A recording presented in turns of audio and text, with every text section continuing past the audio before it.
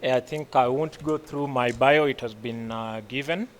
A water and sanitation engineer, as you've been told. And currently, I've actually worked in various scope and different contexts, from rural, urban, hostile, and developed and underdeveloped sessions. Okay, next slide. Yeah, next slide, please. It's not working.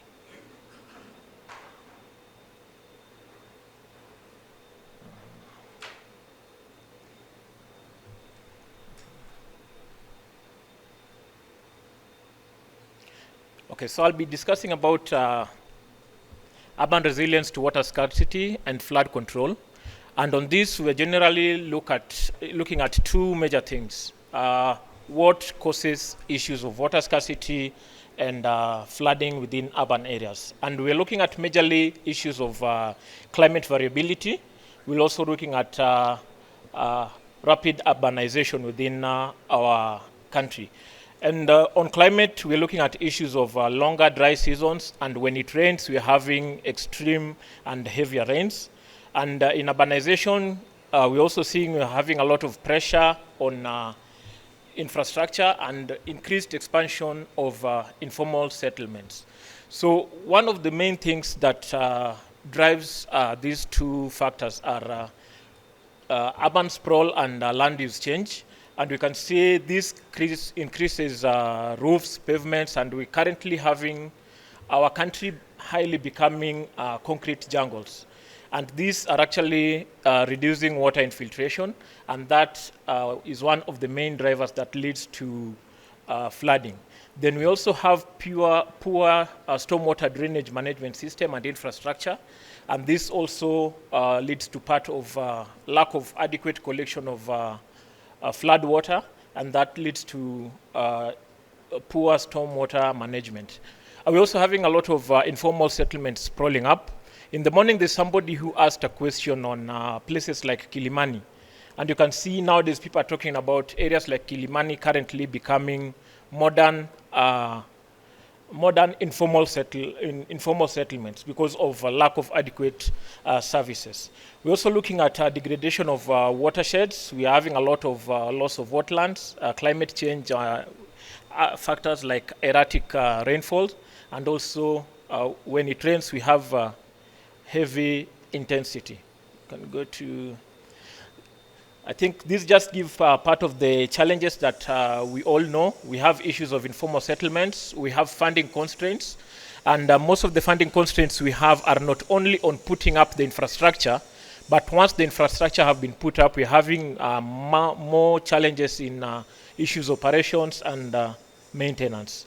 We also have issues of data, and that actually goes into data that informs decision making, design, and also planning. So that actually affects issues of even policy development. Other issues we have are social, which also go with political issues, and that actually weighs a lot in terms of decision making and also adherence and enforcing of some of the rules. So we have some of the strategies that we would propose to address some of these challenges, and I've broken them into two. We have those for water scarcity and those for flooding.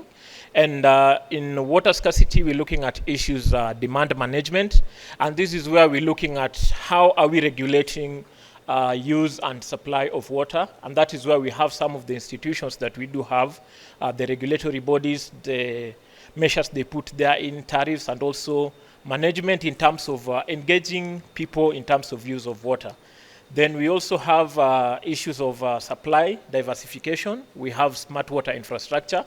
And on flood control, we are proposing embracing use of green infrastructure, integrating blue and green infrastructure, stormwater management system, zoning and land use planning, and also early warning and systems forecasting.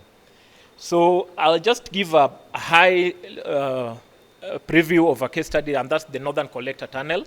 And the Northern Collector Tunnel in Nairobi gets water from Murang'a generally, and it streams from Murang'a.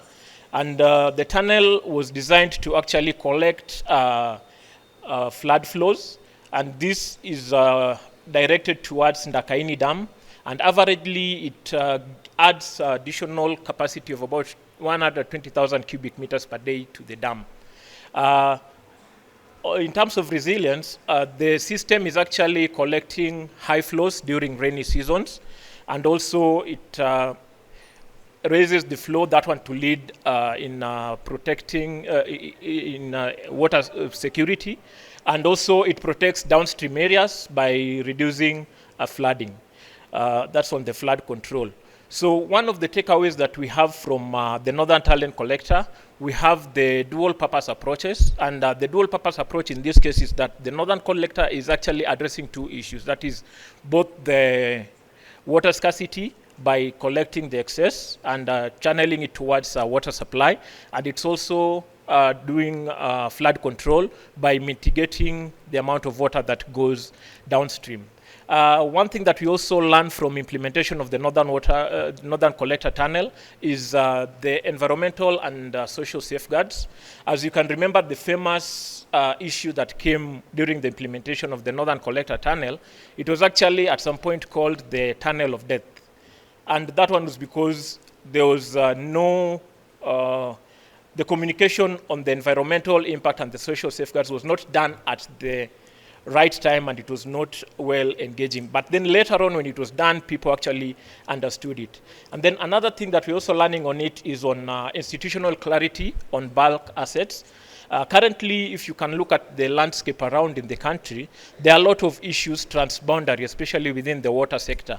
You can realize there's this county that says that this county X is getting water from our county, so what share do we have? And it's bringing a lot of disputes. But if you look at the way the Northern Collector Tunnel is implemented, I think the Water Works has come up with a bulk water unit that actually defines and manages how the water is controlled and shared amongst the involved counties. Another thing that we're also looking at it is we need to have systems that monitor and communicate results, especially in O&M. What is the impact, and is this impact actually communicated? And this actually helps us in ways of also replicating the same by getting good operational practices from the same. I think that will be a summary of my presentation. Thank you.